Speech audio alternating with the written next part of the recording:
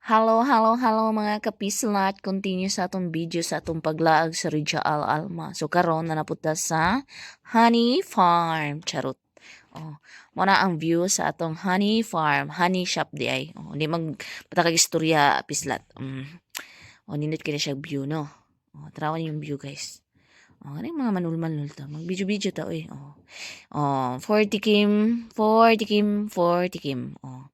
Kaya ba tayo pampalit? Oh, tikim-tikim daw ay magbuot kaysa may magbuot yan yung tilaw-tilaw to silang honey. Oh, para kunwari lang mga mupalit kuno hay pero wag day kwarta oh. Tilaw-tilaw ra to silang honey oh. Ginabaligyan na nila guys na sa honey farm. Oh, ginabaligyan nila. So kung ikaw gusto mo palit, tilawan mo tanan honey. Nya ako kay ko'y pampalit oh.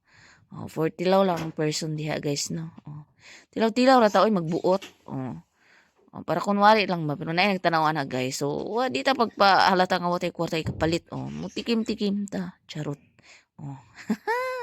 Kinsay magbuot. Oh, okay na daw for the videos ra to. Mo ni ang mga flowers nila pero plastic ra na sama na ako plastic charot.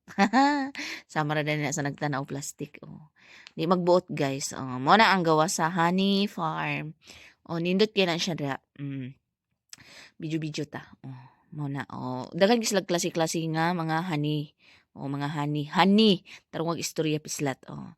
Muna ilang mga nagkadalaing honey. Oh, Richa Al Alma. I love Richa Al Alma. Oh. Charot. Muna ilang honey. Dako kay na siya dira nga area. Oh, muna sa sulod sa honey farm. Oh, video-video ta diya. Oh, muna akong mga kauban diya, guys. Oh. Oh, thank you for watching. Mwah!